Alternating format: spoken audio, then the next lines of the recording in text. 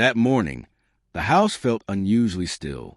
I had returned home earlier than expected from a business trip that was supposed to last 3 more days. The canceled flight felt like fate nudging me towards something I needed to see. I stepped into the living room, set my suitcase in the corner, and sat in silence, listening to the faint sounds drifting from the kitchen. My gut told me something was wrong, but I waited. I heard soft laughter, muffled voices, the clinking of glasses. My wife had told me she would be alone, busy with chores. But the unmistakable sound of a man's voice reached my ears. I stayed still, letting the anger simmer while my mind braced for what I knew I would find. Finally, the kitchen door creaked open. She stepped in, carrying 2 cups of coffee. The moment her eyes landed on me sitting at the table, she froze. Color drained from her face.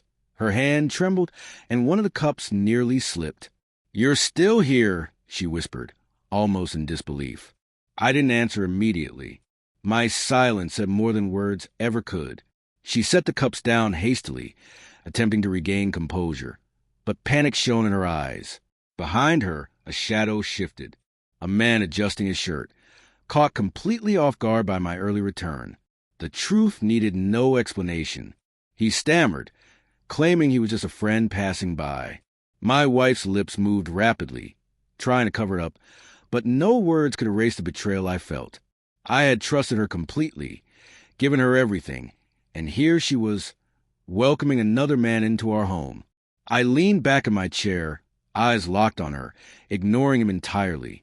"I was supposed to be gone," I said finally, "but I guess fate decided I needed to see this with my own eyes." My voice was calm, each word heavy with broken trust.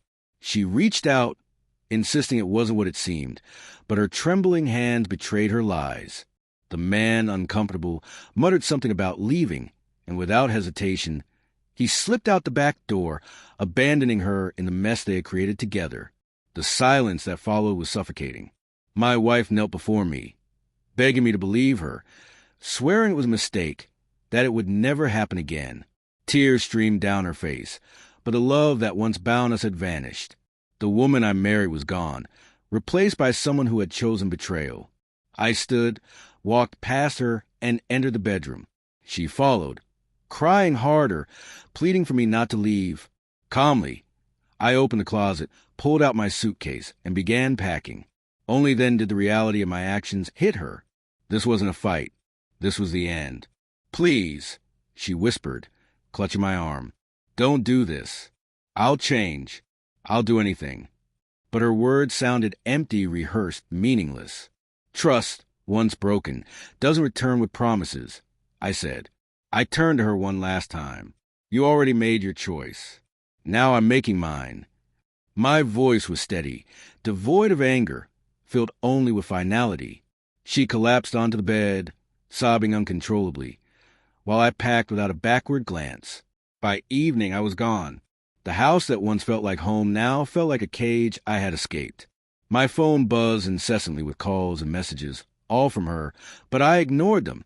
I drove aimlessly, my mind heavy yet strangely free. Days turned into weeks. Divorce papers were served, and she signed them without contest, perhaps realizing her pleas no longer mattered. Friends and family asked for details, but I offered none. "It's over," I said. That was all anyone needed to know. The betrayal left scars, but it also taught me resilience. I rebuilt my life slowly, surrounded myself with people who valued honesty and loyalty. The pain faded with time, replaced by a quiet resolve never to accept anything less than respect.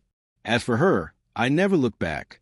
The image of her frozen in the kitchen, coffee spilling from her hands, whispering, "You're still here," remains etched in my mind, a permanent reminder of why I walked away. And I never regretted it.